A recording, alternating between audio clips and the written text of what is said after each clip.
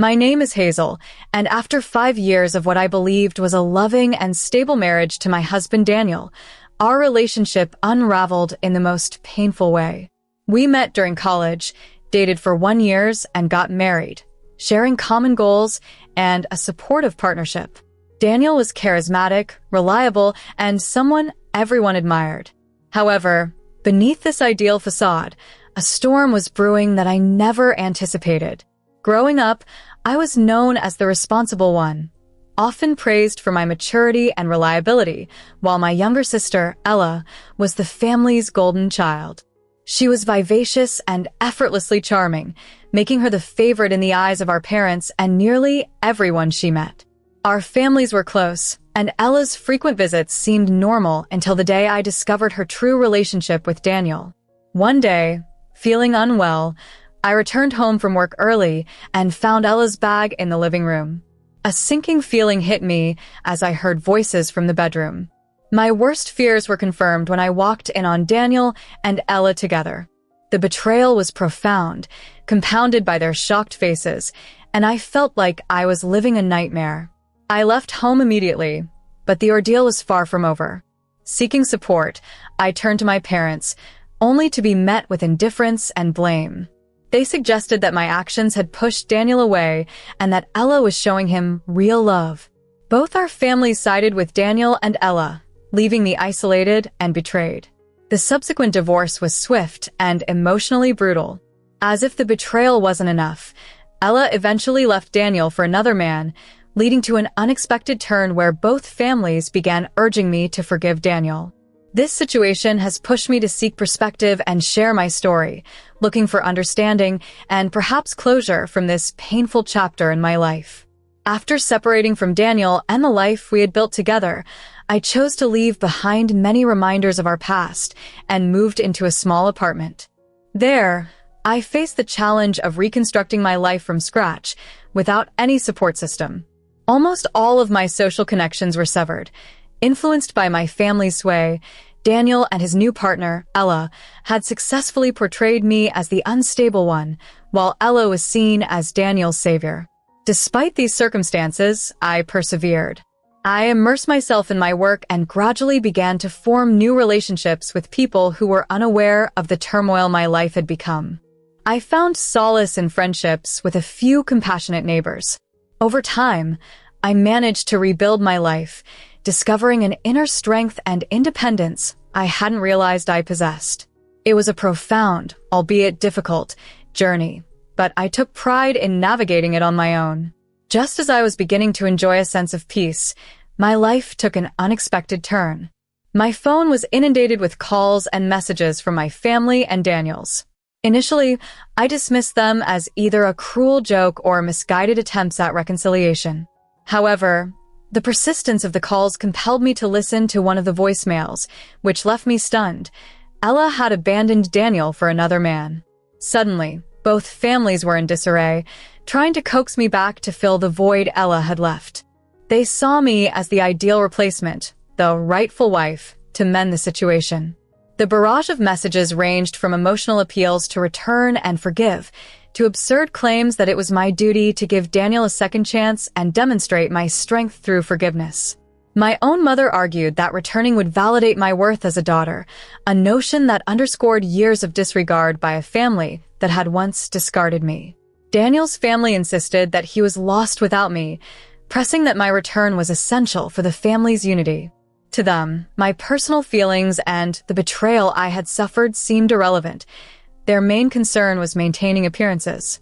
Frustrated and angered by their audacity after all I had endured, the loss of my family, husband, and social circle, they now believed they could simply summon me back as if I were merely a standby option, an old piece of furniture to be used as needed.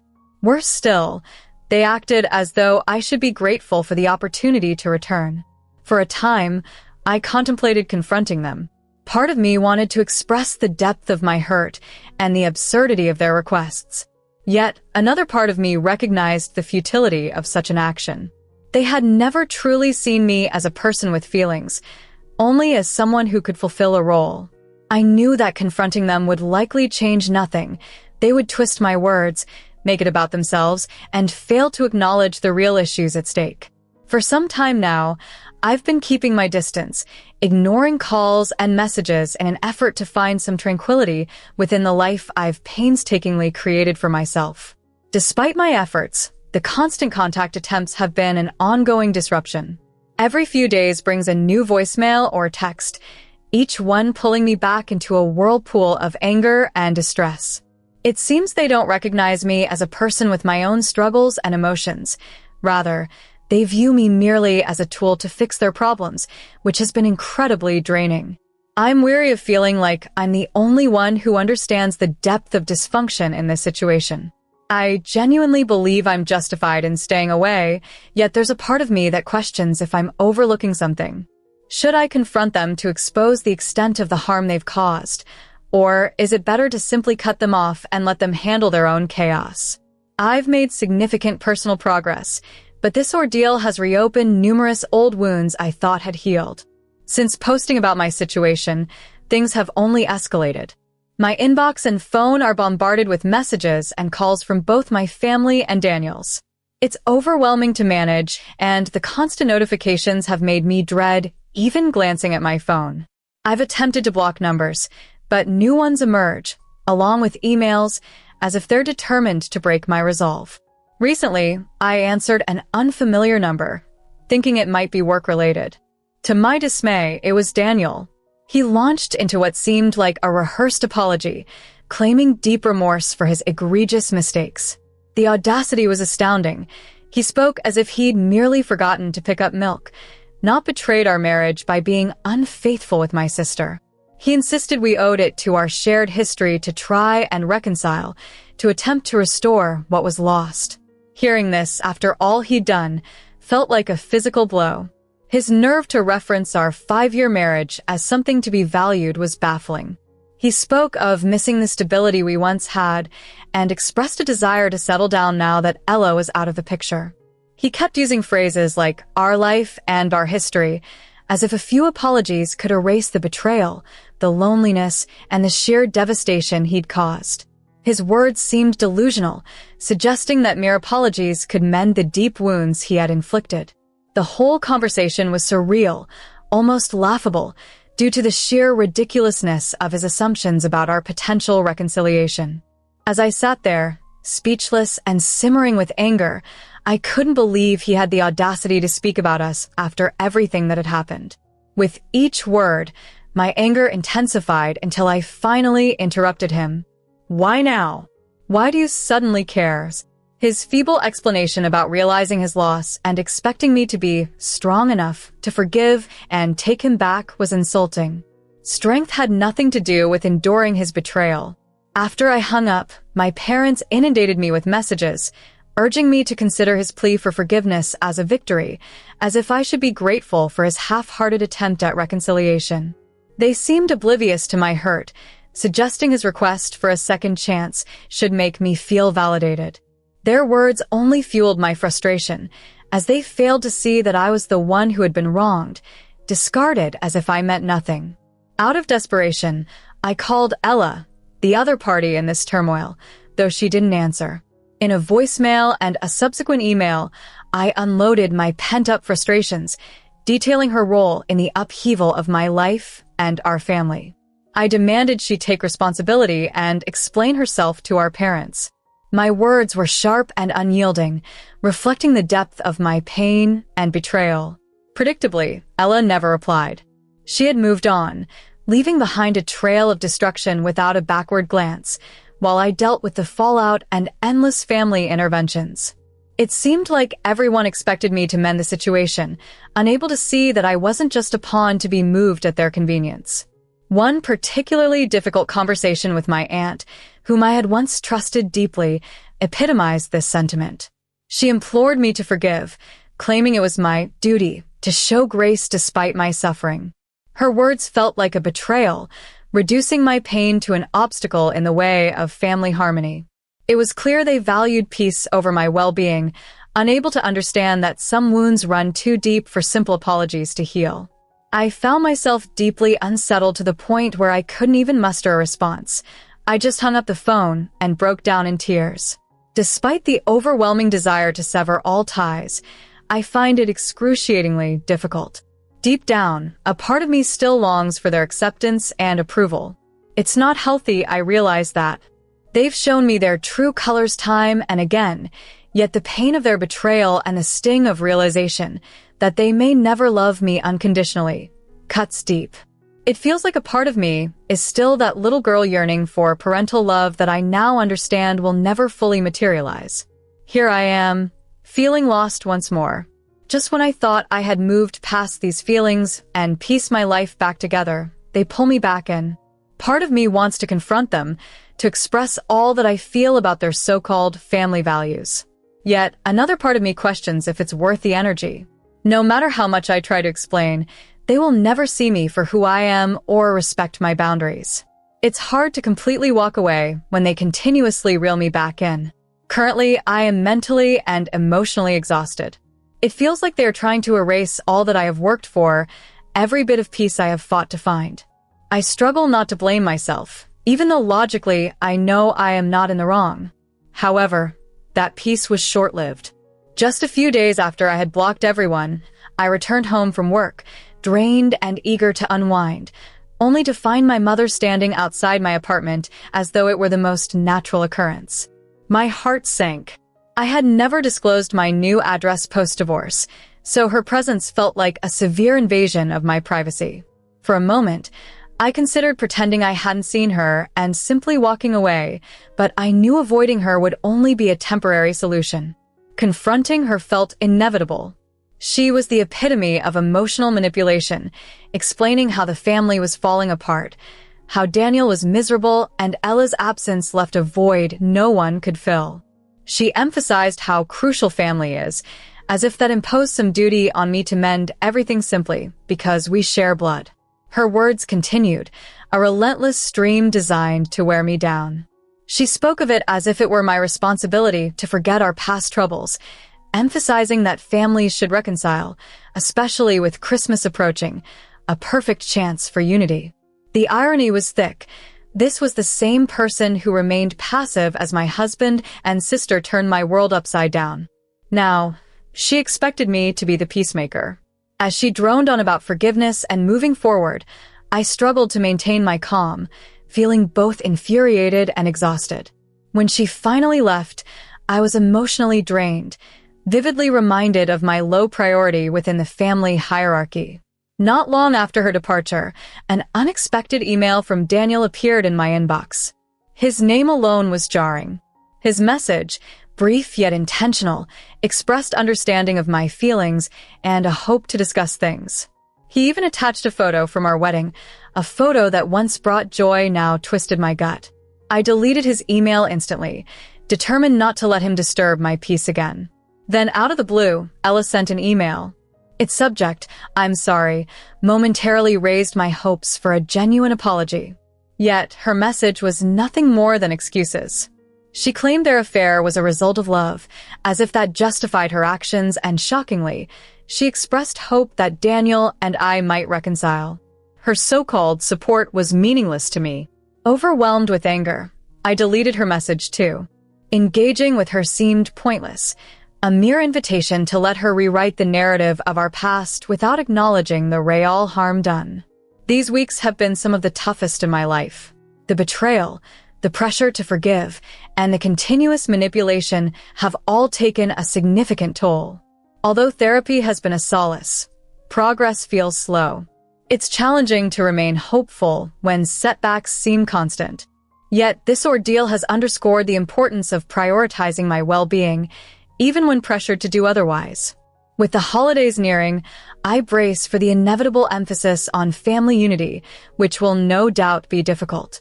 But for the first time, I am learning to stand firm in my resolve, to focus on my healing despite the expectations placed upon me. This path is not easy, but it is necessary for my peace and future happiness. That I was making the right decision by putting my own well-being first. For too long, I've prioritized maintaining harmony and ensuring everyone else's happiness, often at the cost of my own mental health. Now, I'm choosing to steer my life based on what's best for me, even if it disappoints some along the way. Admittedly, It's not a straightforward path.